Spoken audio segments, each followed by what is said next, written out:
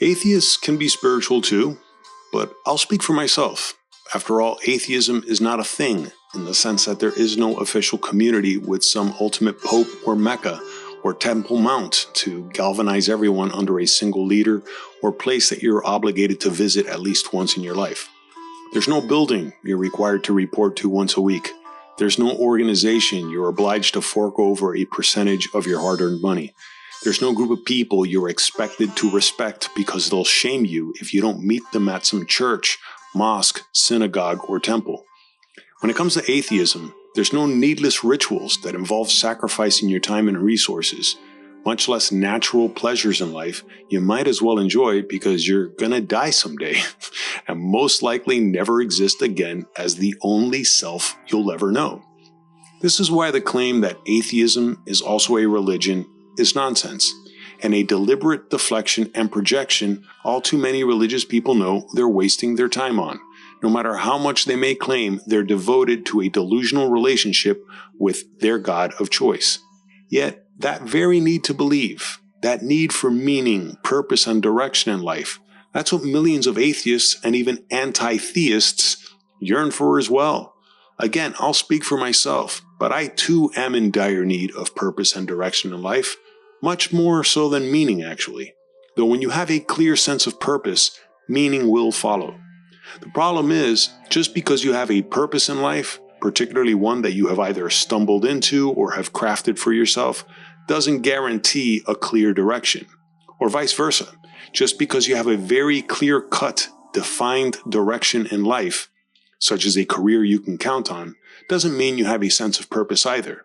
Even I, as an atheist, sorely miss many of my deceased loved ones who I know I will never see again as long as I'm alive. My parents are dead, so are my sisters, and a number of other relatives and friends. Sure, I wish there was a heaven where I get to see those people again, but in that heaven, I most certainly don't want to have to deal with the God I was taught to love but fear as a Catholic kid. And much less do I care to ever meet Jesus, who is supposedly God's only son, although we're all God's children, but then again, Jesus is God himself, and a bunch of other conflicting claims which can't be true at the same time, but are rationalized through rhetorical smoke and mirrors that took me years to realize I was being misguided all along. And I most certainly don't care to meet the Prophet Muhammad, who was ultimately a 7th century warlord who killed anyone who didn't want to accept him as God's ultimate Messiah, which Jewish people at the time and nowadays knew he most certainly was not. I'm not so sure I would care to meet Buddha either, though I love having his statues around my house.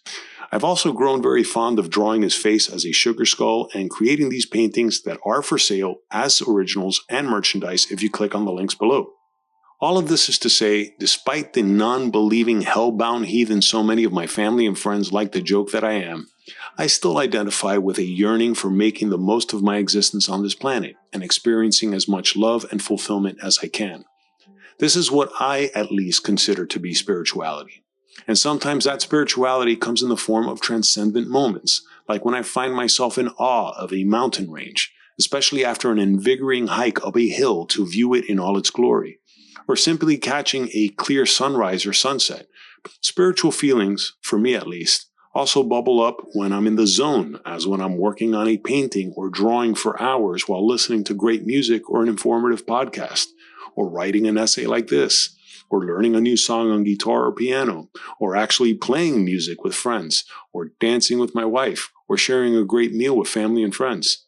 That sense of happiness, that homeostatic balance we experience when we feel just the right amount of dopamine, endorphins, serotonin, and particularly oxytocin, as we do things we enjoy and have been looking forward to doing, that for me is spirituality. Especially moments of transcendent splendor that could be found almost any day as you simply contemplate even a blade of grass in a public park. That is what makes life worth living. Yet that's the thing about life as a human being. We largely suffer due to our sense of awareness that most other animals are incapable of. And when that awareness is a painful reminder of all the things we have yet to know, and we can only figure them out through trial and error, which will bring about inevitable suffering in some form or another, then that temporarily offsets our sense of spirituality. Until, of course, you solve a problem and/or you discover a new truth about reality you may not have even imagined possible. Then a small spark of an epiphany or an aha, eureka moment takes over you, and once again you feel a dopamine and endorphin rush, and voila, another spiritual moment happens. These are also the moments that make life worth living, even as an atheist who knows there's no heaven to look forward to or any hell to fear, but only this life to make the most of it while you can. After all, the very atoms that make up our bodies will continue on long after we pass, according to the first law of thermodynamics, since nothing can be created or destroyed. So to a large degree, if there is a purpose worth having, is to make life on this planet, and or the next one Elon Musk guides us to be as livable and spiritual as possible to enjoy. If I got anything wrong in this video, please let me know in the comments below. But if you enjoyed this video, please give it a like, subscribe to the channel, hit the notification bell for upcoming videos, and check out the links below for my original art and merchandise. And thanks for watching.